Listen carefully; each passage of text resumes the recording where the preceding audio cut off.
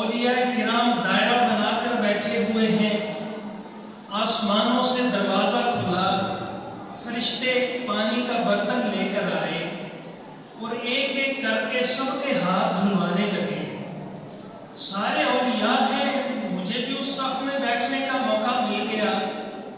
جب میری باری آئی تو فرشتے یہ کہہ کے آگے بڑھ گئے کہ اس کے ہاتھ دھلوانے کی ضرورت نہیں، یہ اولیاء اللہ میں سے نہیں ہے، یہ اس مرتبے کا، اس منصب کا حقدار نہیں ہے۔ ہاں بیٹھ گیا ہے ان کی صف میں آ کے، ان کے قریب ہو کے بیٹھ گیا ہے، اس کے ہاتھ نہ دھلواؤ، آگے بڑھو۔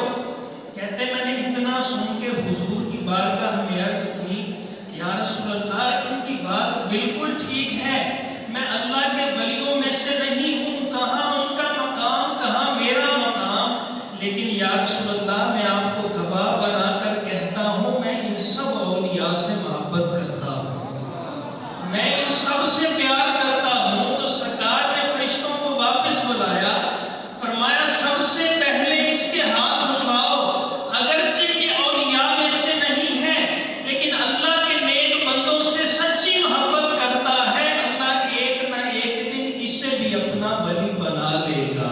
نعرہ تکبیر۔ امین بدخشی رحمت اللہ تعالی علیہ، آپ ایک اللہ والے شیخ مجد الدین بغدادی رحمت اللہ تعالی علیہ کا ارشاد پاک نقل کرتے ہیں، وہ اللہ تعالیٰ سے دعا مانگا کرتے تھے، اے اللہ مجھے دو قسم کے بندوں میں رکھنا، تیسری قسم میں نہ بھیجنا۔ یا اللہ دو قسم کے افراد ہیں، دو گروہ ہیں، ان کے درمیان مجھے رکھنا، میں تیسرا بھی بننے کا حوصلہ نہیں رکھتا۔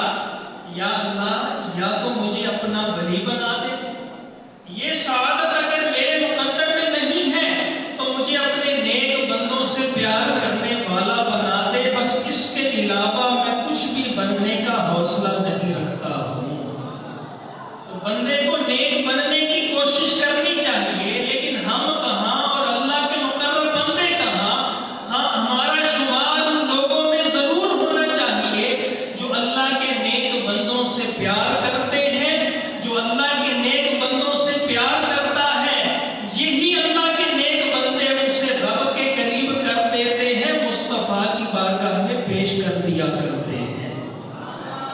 حضرت شاہ عبد الرحیم دہلوی رحمت اللہ تعالی علیہ آپ ارشاد فرماتے ہیں، اللہ تعالیٰ کا کرم ہوا، مجھے رحمت کونین صلی اللہ علیہ وسلم کی زیارت ہوئی، یاقوت کی ایک سرخ مسجد بنی ہوئی ہے، اتنی عالی شان مسجد ہے کہ اس کا تصور نہیں کیا جا سکتا، اس کے اندر رحمت کونین صلی اللہ علیہ وسلم جلوہ افروز ہیں، صف بہ صف اولیاء اللہ اپنے مرتبے کے اعتبار سے سرکار کی بارگاہ میں حاضر ہیں۔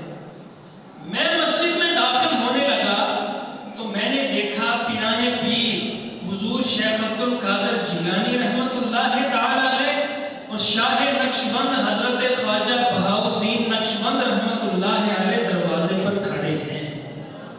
جب میں اندر جانے لگا تو سرکار شاہ نقشبند نے میرا ہاتھ پکڑ لیا، کہنے لگے اس سے اندر میں لے کر جاؤں گا۔ سرکار غوث پاک کہنے لگے کہ نہیں یہ میرا ہے، اسے میں لے کر جاؤں گا، سرکار کی بارگاہ میں لے کر جاؤں گا۔ کہنے لگے گفتگو لمبی ہو گئی، دونوں بزرگوں میں بحث ہونے لگی۔ اب بحث کی وضاحت بھی کرتے ہیں کہ بحث ہمارے والی نہیں، فرماتے اتنے پیار اور اتنے ادب و احترام کے ساتھ گفتگو ہو رہی تھی کہ اس سے بہتر گفتگو کا انسان تصور بھی نہیں کر سکتا۔ حضور عبد القادر جیلانی رحمت اللہ تعالی علیہ ارشاد فرمانے لگے، اس کے آباء و اجداد بھی میرے سلسلے کے ساتھ منسلک تھے، اسے میں لے کر جاؤں گا۔ حضور شاہ نقشبند عرض کرنے لگے، جناب اس نے میرے خلفاء سے بھی فیض حاصل کیا ہے، اسے میں لے کر جاؤں گا۔ سرکار غوث پاک کہنے لگے، جب ہمارے اور آپ کے طریقے میں کوئی فرق نہیں ہے تو پھر میں کیوں نہ لے کے جاؤں؟ تو عرض کرنے لگے، حضور اگر فرق ہی نہیں ہے، دونوں ایک ہے، تو یہ اعزاز مجھے دے دیجئے۔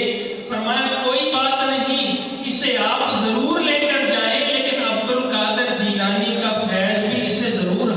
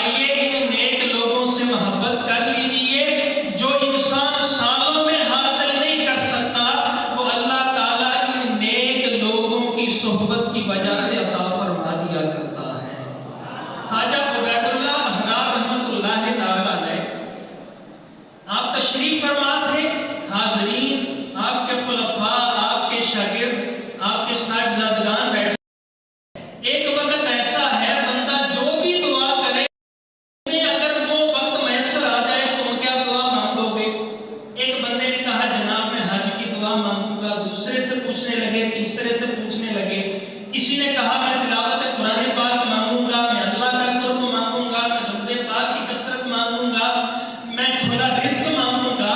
سارے درویشوں نے اپنی بات کر لی۔ جب خواجہ کی باری آئی، فرمایا اگر مجھے وہ گھڑی مل جائے، میں اللہ سے ایک ہی دعا کروں گا کہ مولا مجھے اپنے نیک بندوں کے ساتھ بیٹھنے کی توفیق عطا فرما دے۔ جب میں ان کے پاس چلا جاؤں گا، ان کی برکت سے اللہ مجھے دونوں جہانوں کی نعمتیں عطا فرماتا چلا جائے گا۔ تو آئیے ان نیک لوگوں کی محبتوں کے ساتھ اپنے سینوں کو منور کیجئے۔ اللہ تعالیٰ